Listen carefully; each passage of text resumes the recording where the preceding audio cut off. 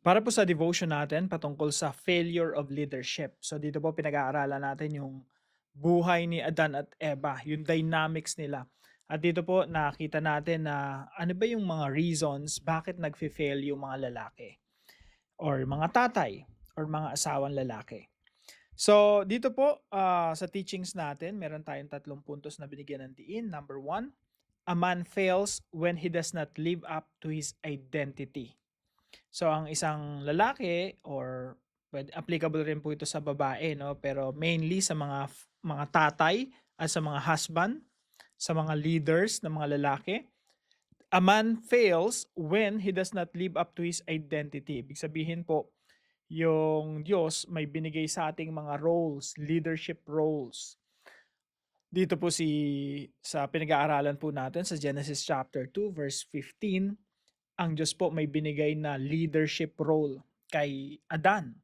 At yun po ay yung nilagay siya sa hardin ng Eden. Sabi po ng Diyos sa kanya, the Lord God took the man and put him in the Garden of Eden to work it and take care of it. Now, tingnan po natin yung Hebrew word na ginamit po dito. So, dito po ginamit yung salitang abad. Eto, laavedah.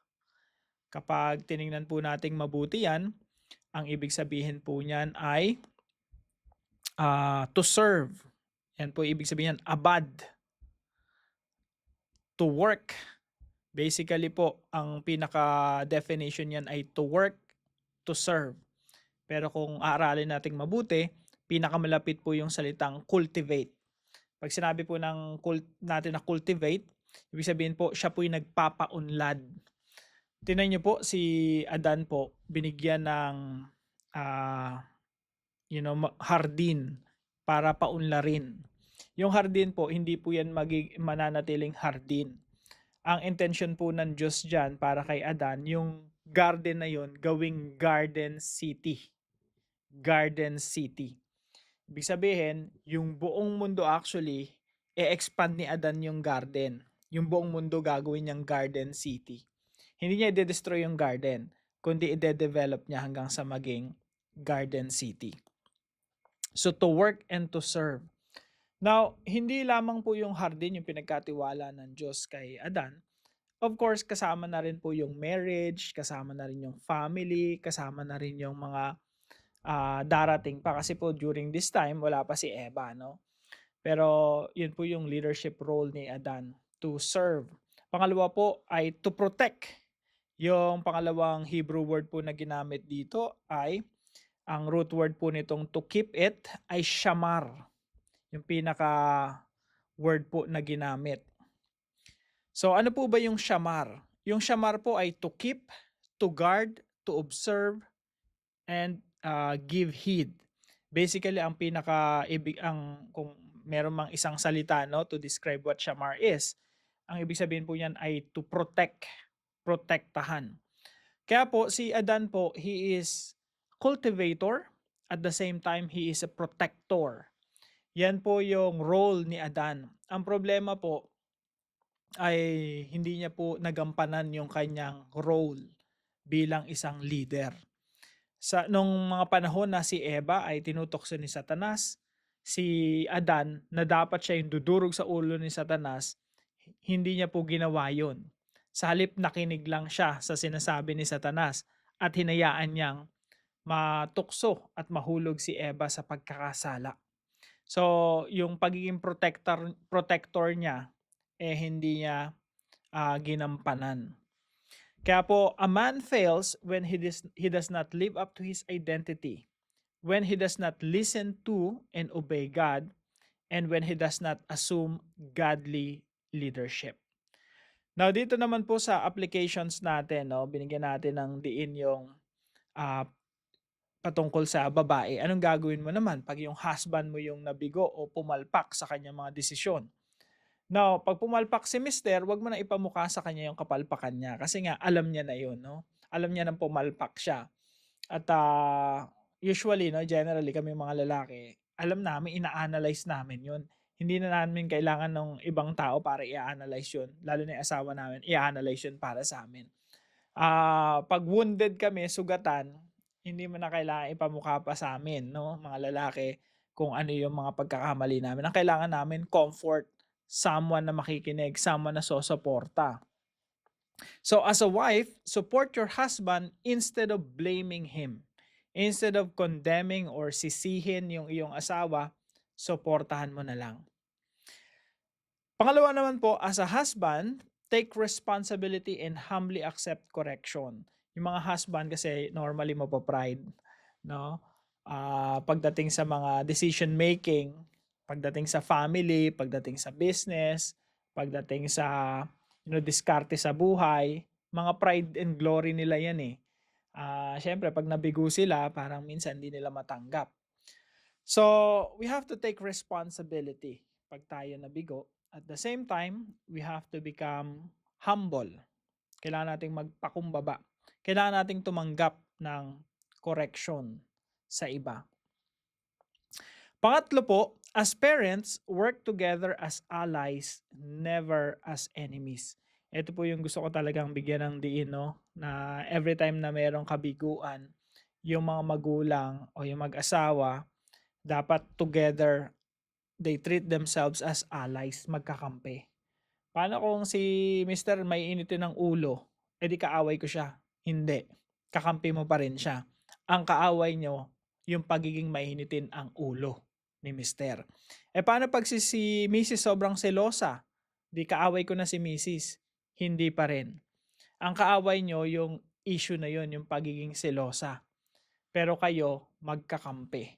Kaya nga sinasabi ko dun sa devotion natin, no, never dapat humantong sa pagsisigawan o pag-aawayan or pagsasampalan at pagsasakitan yung mag-asawa kasi hindi kayo magkalaban. Lagi kayong magkakampi. Yung mga issues, problema sa finances, problema sa pamilya, yun yung haharapin ninyo together as allies. Kaya never kayo magsisihan. Pag nagkamali yung isa, huwag mo nang sisihin, no? Lagi kayong magkakampi, nagsusuportahan. At lagi kayong magkakampi laban sa mga problema sa buhay. So, ilan lang po ito sa mga applications natin. Of course, marami pa tayong tatalakayin patungkol kay Eva at Adan. Umpisa pa lang po ito, no? Now, balikan po natin yung Genesis chapter 2. Ito po yung utos ng Diyos kay Adan. So Adan, sabi ron, the Lord God commanded the man, you are free to eat from any tree in the garden. Pwede mong kainin lahat ng mga prutas dyan. Puwera lang, no? Merong exception. Alam niyo po yung Diyos natin generous, yung Diyos natin mapagbigay. Lahat pwedeng ibigay ng Diyos sa atin pero laging merong bawal. Yung bawal na yon bilang mga lalaki, yung borderline or boundary na hindi natin tatawirin. Isipin niyo po yung Diyos, yung Diyos kasi he is love. Ang Diyos ay pag-ibig. Yung pag-ibig hindi pwedeng walang boundary. Yung pag-ibig laging may boundary yan. Pag mahal mo yung isang tao, lalagyan mo ng boundary. Don't cross the line. Kung mahal mo yung anak mo, may boundary. Hindi ka pwedeng umuwi ng yung dalaga mong anak magpa-party, no? Tapos uuwi ng 2:00. Hindi pwede yon. Lalagyan mo ng boundary. So yung Diyos po, may boundary talaga. Mahal niya yung tao, of course may boundary yan. Yung mga lalaki, yung primarily leadership role natin is to not cross that boundary. Hindi tayo lumabas doon sa boundary ng Diyos. Kasi pag lumabas ka dyan sa pinagbabawal ng Diyos, ginawa mo yung pinagbabawal ng Diyos, yung failure of leadership, damay-damay yan. Hindi lang ikaw ang damay, hindi lang tayo mga lalaki, damay ang asawa, damay ang mga anak, damay ang mga tao sa paligid natin. So, magandang reminder po ito sa bawat isa sa atin, no? Lalo na sa mga kalalakihan, na tayo ay merong leadership role na binigay sa atin ng Diyos. We are cultivator. Lahat ng ibinigay sa atin ng Diyos, lahat ng nasa ating mga kamay, pinapaunlad natin. At the same time, protektahan natin.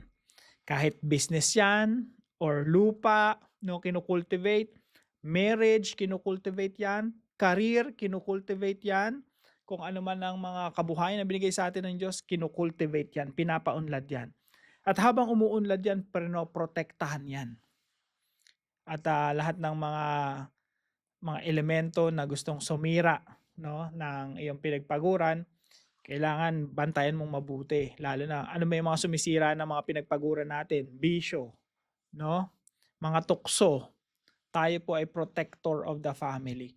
So pag may tuksong lumapit sa atin, na sisirain yung marriage natin, no, we have to follow the boundaries of God.